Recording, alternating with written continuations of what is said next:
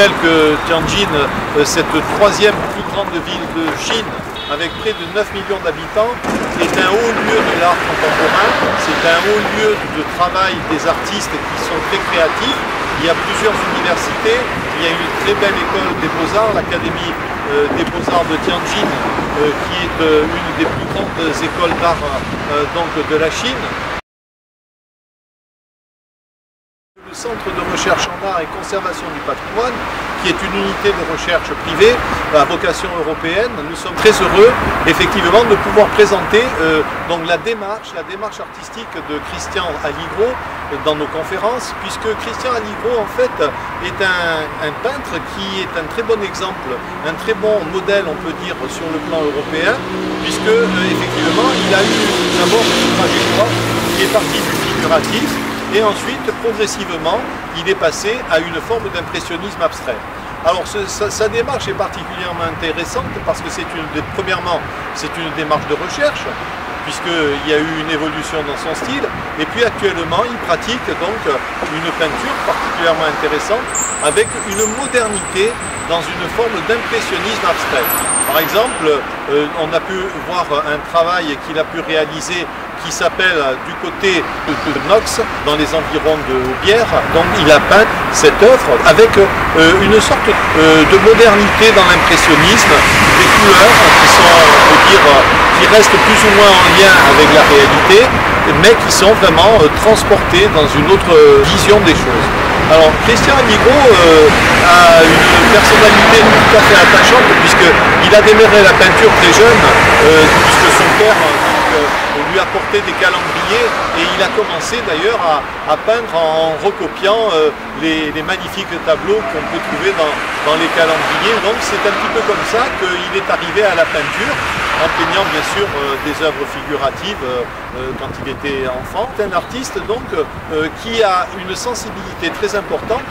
Il est un petit peu, on peut dire aussi, dans ces mouvances, disons, de l'impressionnisme abstrait tel que pouvait le pratiquer à un moment donné Monet, ou même on a pu voir aussi certaines formes d'impressionnisme abstrait maticien, d'Henri Matisse. Et Christian Alligro garde quand même, on peut dire, un graphisme très fort.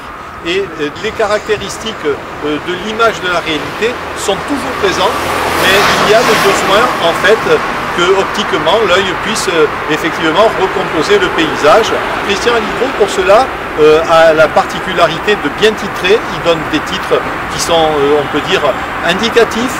Ça permet effectivement aux spectateurs d'avoir une direction pour reconstituer les œuvres et se rendre compte de la manière dont un paysage peut être interprété. Alors, Christian Alligro a un style avec une très bonne construction architecturale, c'est-à-dire que ses œuvres sont toujours très bien équilibrées, aussi bien en termes de couleurs qu'en termes effectivement d'espace sur le tableau. Alors ici à Tianjin, on a eu la possibilité effectivement de voir d'autres formes d'impressionnisme abstrait, puisque n'oublions pas que quand même la Chine, grand pays de l'impressionnisme abstrait dans l'art, puisque déjà dès le XIIe siècle, avec la peinture chinoise ancienne, on était déjà dans des parcours qui donc étaient précurseurs de ce que nous on a pu connaître par la suite. Bon, bien entendu, nous avec des techniques de peinture à l'huile différentes, notamment avec les Monet, Manet, Pissarro, donc ces grands impressionnistes, mais disons que déjà il y a dans la culture de la Chine, dans la culture profonde chinoise, il y a cette grande empreinte, on peut dire, de l'impressionnisme abstrait, on peut dire ontologique, dès le XIIe siècle. Christian Alligro interroge, Christian Alligro produit un questionnement en Chine sur sa façon effectivement de produire l'impressionnisme abstrait, et effectivement c'est très intéressant de pouvoir répondre aux questions sur cette démarche artistique de ce peintre de grand talent, Christian Alligro.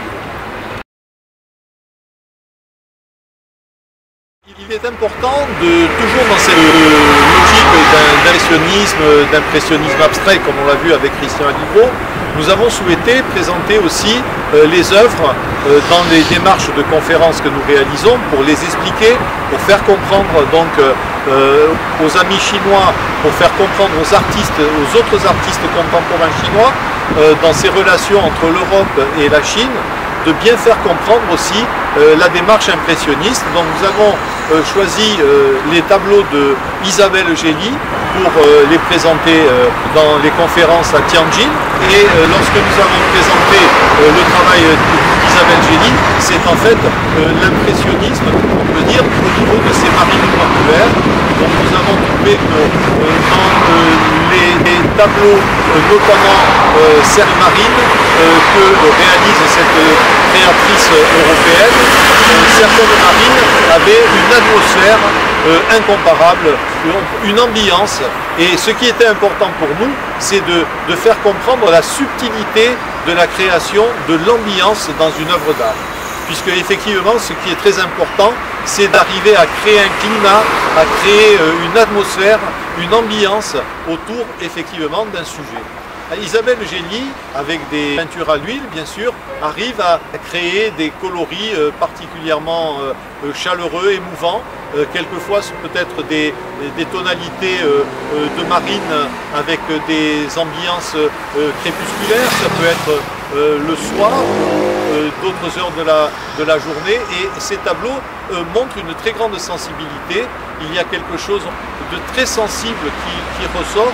Et effectivement, c'est un grand questionnement aussi, parce qu'il faut dire que la pratique de la peinture à l'huile en Chine n'est pas la principale peinture qui est pratiquée, puisque ce qui est le plus pratiqué, bien sûr, ce sont les peintures, des techniques picturales totalement différentes.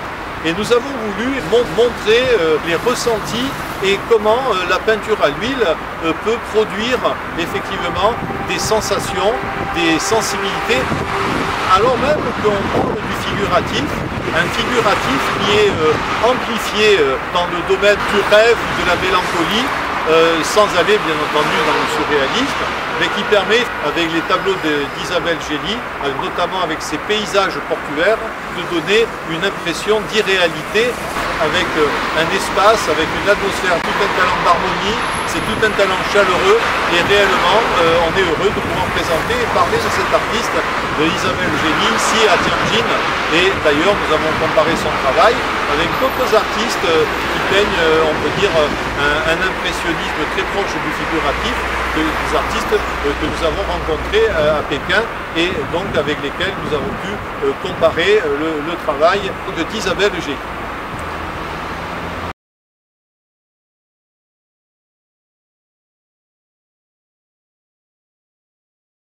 Nous avons présenté les travaux de Roselyne Morandi, et qui est en fait une poète et une peintre.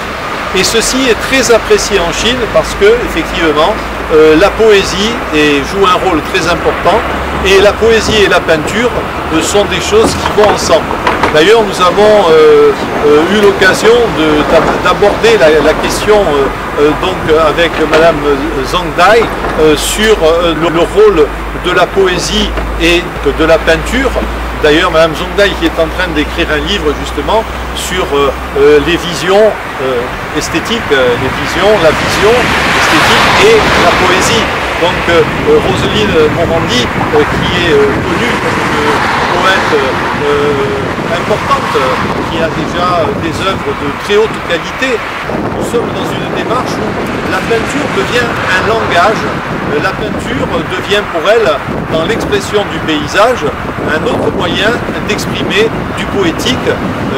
Les mots, bien sûr, sont importants dans l'univers de cette artiste Roselyne Morandi. Les mots sont importants puisqu'elle est poète, mais également il y a un prolongement de sa poésie grâce à la peinture.